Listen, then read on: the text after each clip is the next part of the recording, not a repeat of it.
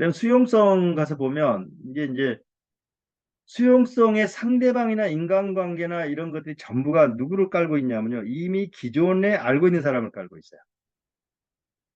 그러니까 아까 이제 큰 거 두 개, get ahead, 뭐 go ahead. 그러니까 남보다 앞장을 서는 거고 get along, 함께 잘 가잖아요. 근데 수용성은 뭐냐면 어떤 분란이 있거나 이해타산으로 이제 갈등이 있을 때 되게 양보. 그래서 이분들한테 이제 뭐 수용성이 월락 높은 사람들한테 물어보면 가치관이 어떻게 돼 있냐? 손해보고 살자. 손해보고 살자. 그러니까 상대가 먼저예요.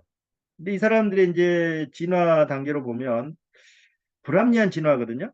원래 진화라는 게 이제 이기적인 유전자 이런 표현이 있듯이 기본적으로 자기의 개체에 대해서 이기적이어야 돼요. 자기한테 도움이 돼야 되는데 평균적으로 보면 이건 자기한테 도움이 안 되는데 손해를 보는데 이제 그런 느낌을 주잖아요. 남의 의견 듣고 충돌 피하고 내 주장도 안 하고 남 자극 안 하고 내 권리 주장할 때도 남 걱정해주고 화가 나도 이걸 참고 왜 그럴까? 진화상으로는 마이너스가 아닐까? 그런 사람들은 도태가 되었어야 되는 거 아닌가? 그런데 살아남았다는 얘기거든요. 이 얘기는 뭔 얘기냐? 그 개체의 속성을 알면 돼요.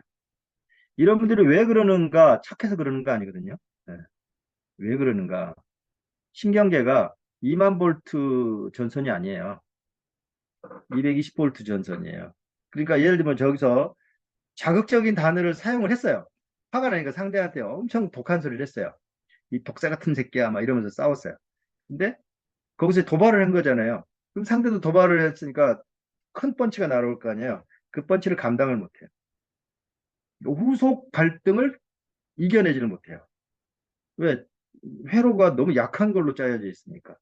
그러니까 저렇게 자극 안 하고 참고 배려하고 꿀떡 삼키고 이러는 건 자기 신경계가 약하다는 걸 인지한 본능적인 무의식적인 반응이에요. 그러니까 그 회로의 속성을 잘 아니까 이런 대처 방식이 본능이 됐고 이게 미덕이 돼서 살아남은 거예요. 그러니까 자본주의 사회가 아닌 곳에서는 이게 대단히 훌륭한 상품이거든요. 타인에게 헌신을 한다? 자기를 낮추면서 상대를 높여준다? 이게 성직자예요. 그러니까 사업적인 머리는 아니고 사업적인 본능은 아니죠.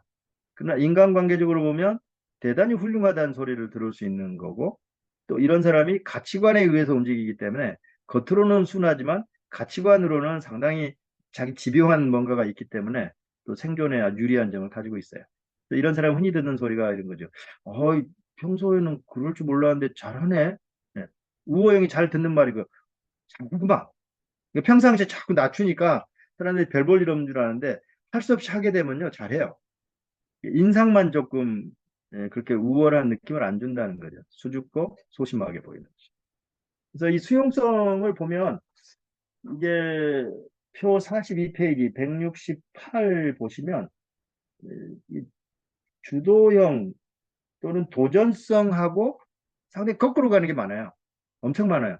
첫 번째로 딱 보면 주장하고 마이너스, 그러니까 비주장, 자신 있는 지배적인, 비자신, 반자신은 비지배적인, 비지배성, 비기업형.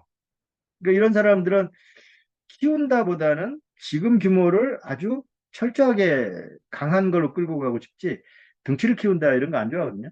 그다음에 자제불능, 비자제불능. 그러니까 이제 그 골골한 사람이 장수한다고 수용성이 높은 사람은 겁 없이 굴질 않아요. 음, 조금씩 자제를 하지요. 근데 활동성 떨어진다. 비활동. 그러니까 수용성 높은 사람들이 자꾸 돌아다니는 거 싫어해요. 특히 주말에도 돌아다니다 보면 지쳐버려요. 네. 네. 그다음 외양 이런 거 보면 마이너스로 가죠. 네. 비외양. 그다음 비가동성, 그 모빌리티, 그러니까 파블로브가 얘기한 흥분 강도와 제지 강도와 가동성, 회복 탄력성 같은 거라고 그랬잖아요. 그런 게 좀 약해요. 그러니까 감정이 한번 다운이 되면 이게 회복이 잘 안 되니까 집에서 이제 흔히들 그걸 비꼬는 말로 삐졌다 이런데 빨리 회복이 안 되는 거예요. 그러니까 아까는 이제 화가 났는데 한 서너 시간 지나면 웃을 줄 알고 건드려 봤는데 아직도 삐져 있어. 그게 이제 이런 가동성이 떨어진다는 거예요. 그러니까 일도 마찬가지예요. 방학 때 내쉬고 회사 가면 일이 잘 안 되는 거예요. 그래서 쭉 보시면 내향이 이제 경계선 쪽으로 올라오고 철회가 사회적 철회가 경계선을 넘어서지는 않는데 0.20. 그러니까 이런 사람들은 고립되어 있는 환경도 그다지 괴롭지가 않아요. 그래서 자연인들이 많을 거예요. 자연인들이 되게 뭐 회사에서 부도 내고 도망가거나 이런 사람도 있지만 선천적으로 고립을 좋아하는 사람도 있어요. 선천적으로. 그다음에 이제 친화성이라는 게 네오피아의 친화성이요. 뭔가 이렇게 정을 잘 주는 거예요. 잔정.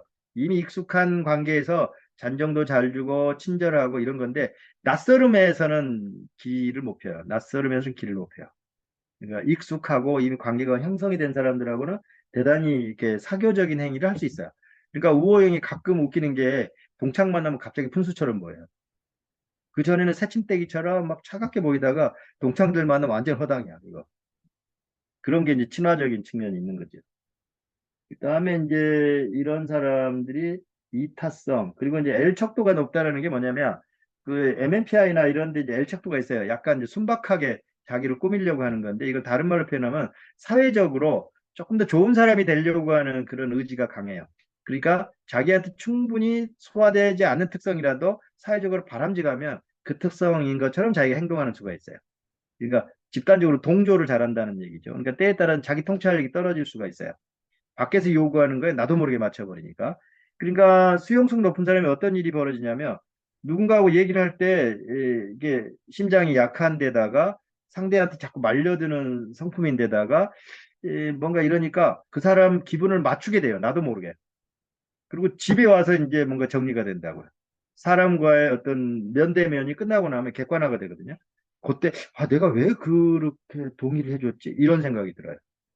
그래서 이제 후회를 하죠. 그리고 심지어는 그 당시에 싸우지를 못하고 있다가 집에 와보면, 아, 그때 왜 못 싸웠지?